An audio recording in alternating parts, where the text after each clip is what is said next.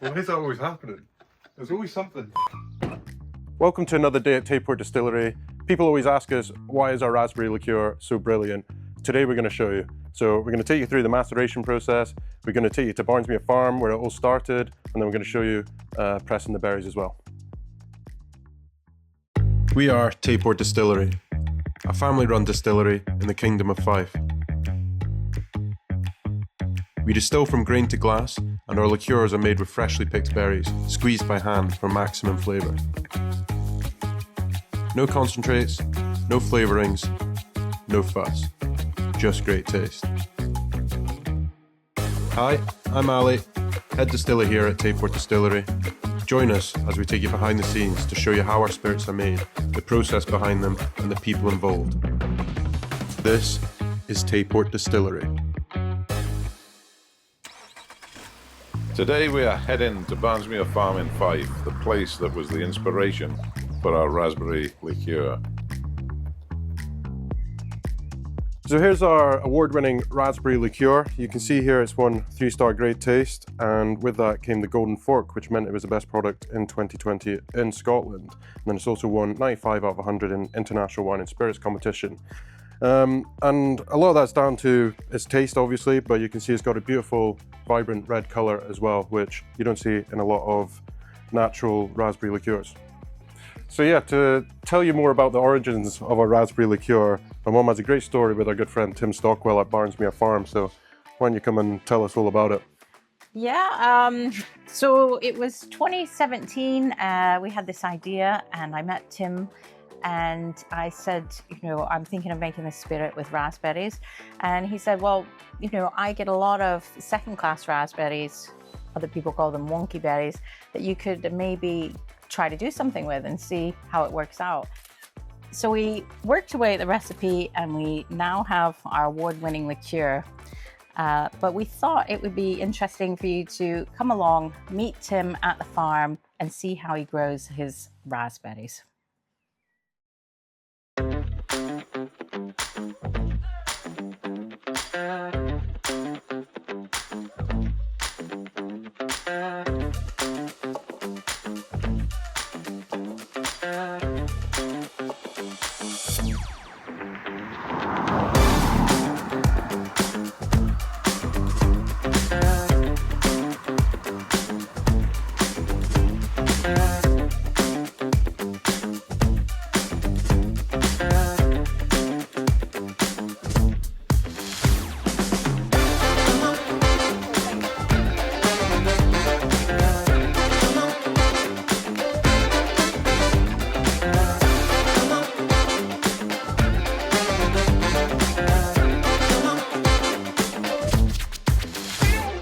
Hi, so we're here now at Barnsmuir Farm with Tim. Tim, I met several years ago when we started out on this journey in about 2018. So maybe Tim could tell us a little bit about the farm and the history of Barnsmuir Farm. Sure, Kecia, hi. Yeah, so we started farming here in 1990, and I farmed here with my brother during that time. We started growing fruit, or been growing fruit for 22 years. And started growing strawberries mostly, but now we've got, as you can see, raspberries, blackberries, blueberries. So we mainly focus on raspberries for our raspberry liqueur, but why is this area so good for growing raspberries, and what is it about the climate? Well, all the way up the east coast of Scotland, as you know, it tends to be a bit cooler, certainly cooler than the south of England, so that definitely helps the flavour. And also, as you know probably, that for many years Scotland has been famed for growing especially raspberries, and many years ago, and in more recent years, certainly since the invention of the polytunnel, all the other soft fruits, strawberries, blackberries and blueberries as well. And the other thing I noticed, there's a lot of buzzing around us. So there's a lot of bumblebees, and you mentioned honeybees as well. So can you explain the importance of the bees and what happens there? Yeah, so we put bumblebees into every tunnel on the farm has bumblebees, and we buy those in, and pollination obviously is a very important part of the processing. and for getting great flavour, big berries, you need good pollination. So bumblebees do the job. They start early in the morning, they work late at night. So that's why we use them. We do have some honeybees as well. My wife has some honeybees on the farm, but they wouldn't work hard enough to pollinate everything on the farm. So they're a bit lazy. Well, they can be a little bit lazy, that's right, yeah. Well, Kecia, let's go and have a look at them picking the other tunnels. I think Okay, if we're lucky, we'll find them still picking there this morning. They started early this morning, but they should still be at it. Okay, sounds good.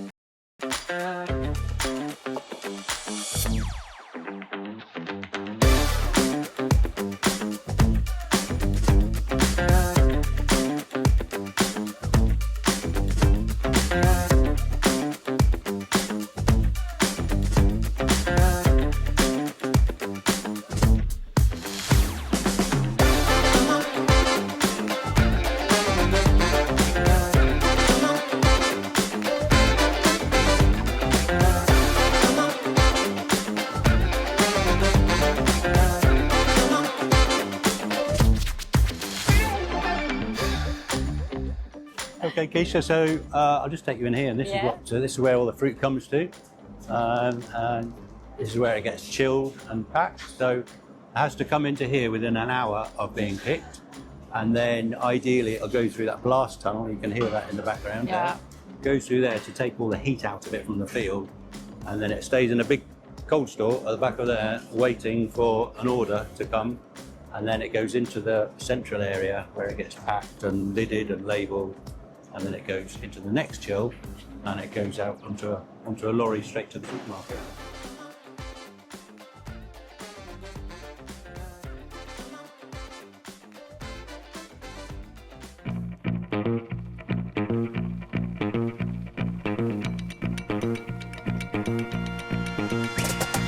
Right, so we've got the berries out of the van, and it's time to load up this vat. So currently we've got 45% alcohol in here. There's about 100 litres or so at 45%. We'll load up the berries in little muslin bags, and after 2 weeks we'll be ready to press. The fruit or the juice from the berries gets pulled out, and the alcohol actually goes into the berries. So it's basically osmosis. So we get all the flavour out, but alcohol gets pushed into the berries. So what we have to do after 2 weeks, we have to press those berries, extract all that alcohol out again, and we actually end up, from starting with 45% alcohol, we'll actually end up with something about 25%. So there's a big loss when you're making liqueurs. This is how we do it basically. It's not the prettiest way, but we're putting it into muslin bags basically because it makes it easier for us later on to press it out. If you just have the raspberries sitting in there, you'll see we got a little drainage pipe in there, so if it's just raspberries not in a muslin bag, you won't be able to drain that liquid out. All the berries get really squishy and soft, and it blocks up the drain. And then also I would have to be scooping the berries out like this. So with a muslin bag I can just fill it in, drop it in, and when it's done after 2 weeks we'll be able just to pull it out and chuck it into our fruit press. So I'll just show you how we're doing it here. I've got this. Gets a bit testy at times because I sometimes miss the bag. So we've got it here. So these are rock solid pretty much. We just got them about an hour ago. So this is 10 kilograms of raspberries right here. I'm just going to place it in here like this, and then pull the bag out. Oh, there you are. The raspberries are missing there. So I'll just pick those up, pop them back in. So yeah, 10 kilograms of raspberries there. We'll zip this up nice and tight so none of the raspberries can fall out. And then, simple as this, we'll just drop it into the vat.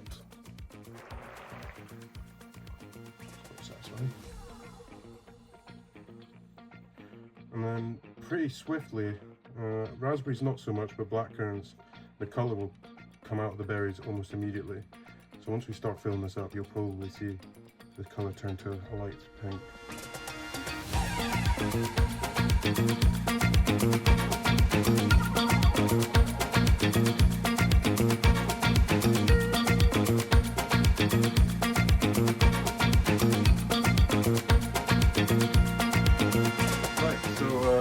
is done, loading up the raspberry vat, and we're just going to let that sit for 2 weeks, and then we're on to the pressing.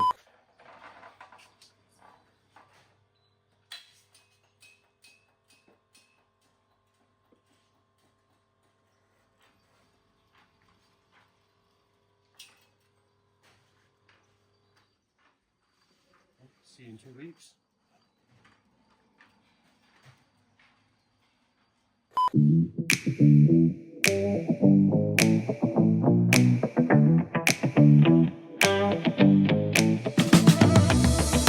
Okay, so it's been 2 and a bit weeks now since we loaded the berries in the vat, and they're ready to press. So you can have a good look here. You can see the colour has changed, and pretty much the colour has been sucked out of all those red berries and gone into the liquid.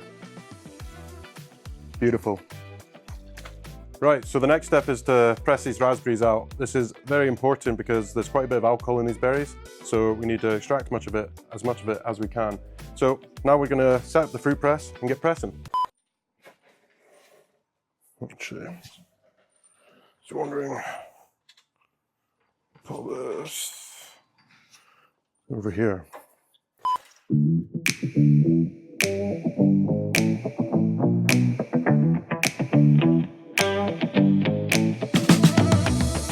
Okay, so we've drained all the liquid out of our raspberry vat now, and we're going to take the raspberries out, dump them in this clean bucket here, and then we're going to be putting them into the fruit press. So if you can remember what they looked like before, they were plump, bright and red, and now you can see they've lost a lot of that colour, and they're quite squishy now as well. Okay, so this is our hydro press here. Pretty simple machine. We plug in a hose here and it fills up with water and it blows up basically like a balloon. And then what it'll do, it will push all the berries against this grate and squeeze all the juice out. Okay, so yeah, we go into more detail about our fruit press in our blackcurrant video, which will be coming out soon enough. But for now, we're just going to load this up with our berries and get pressing this fruit.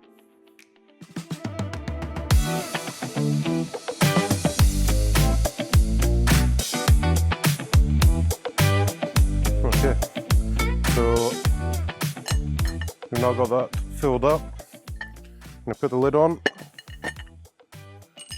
screw it up, and then we're going to turn the water on, and then we should see the juice coming out the side of these grates here.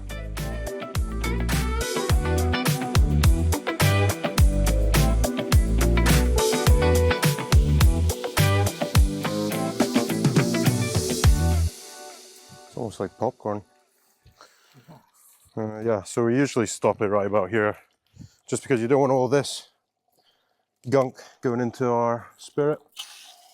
So we just release the pressure, let the water come out, and then the balloon will shrink.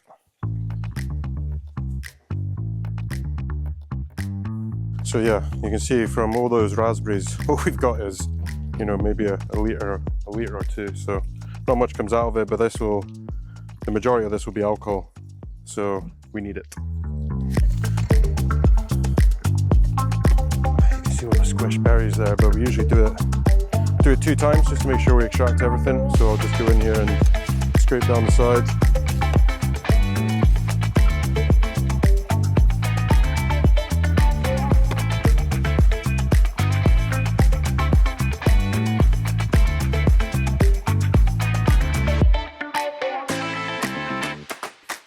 Okay, so we've pressed all our raspberries, we've extracted all the liquid that we can.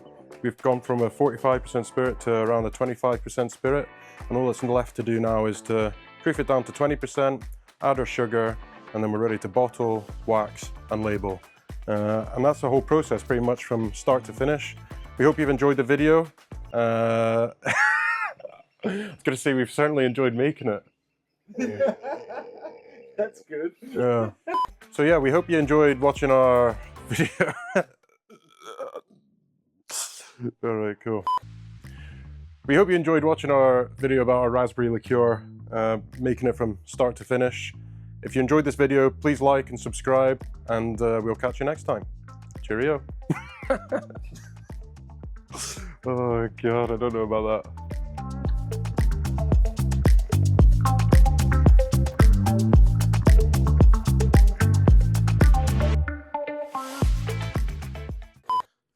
Oh, why does my arse keep falling out?